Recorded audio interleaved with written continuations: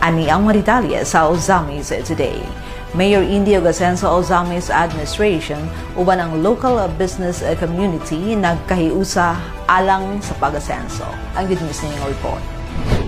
Mipasar baguhay pa lamang ang Ozamis Filipino-Chinese Chamber of Commerce sa usa ka resolusyon nga nagpahayag pasalamat sa Asenso Ozamis administration ubos sa liderato ni Mayor Attorney Henry Indy F. Waminal Jr. Usa ka pasalamat nga nag-ila og naghatag pasidungog sa aktibo nga mapaningkamot sa lokal nga panggamhanan sa paghimo sa usa ka business-friendly community alang sa manegosyo sa dakbayan nga nagpakita sa kahinungdanon sa consensus building governance sa LGU. Kini pinaagi sa gipasang mga ordinansa nga nagkonsidera sa giduso nga mga suhestyon sa local business community ug mga ordinansa ug mga lakang nga naghimo sa dakbayan nga luwas ug maayo alang sa negosyo. Ang resolusyon nagpunting sa commitment sa Asenso Ozamis administration sa paghimo sa usa ka komunidad diin ang mga negosyo mulambo ubos sa liderato ni Mayor Indy. Usa ka liderato nga naglambig sa inklusibo nga proseso sa paghimo og mga desisyon nga nagsiguro nga ang tingog sa nagkalain-lain nga mga stakeholders, lakip na ang mga negosyante, mga investors ug mga residente madungog ug mahatagan og bili.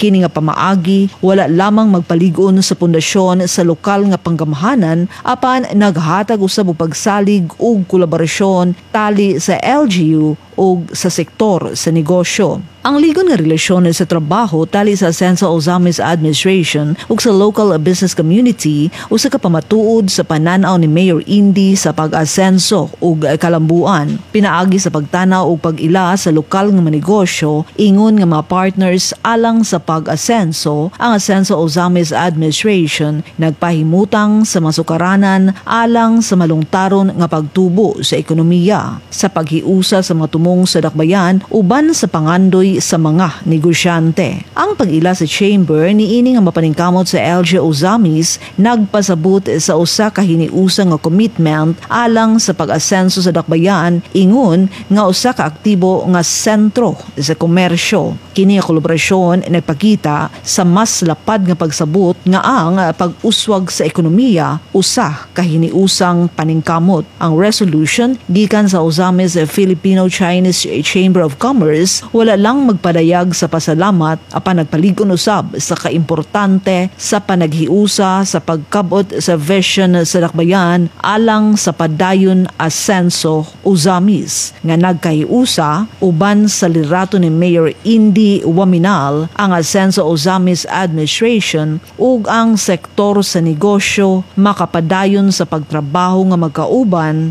alang sa pag-asenso ug pagpalambo sa kalidad sa kinabuhi alang sa tanang mga Ozamis nun.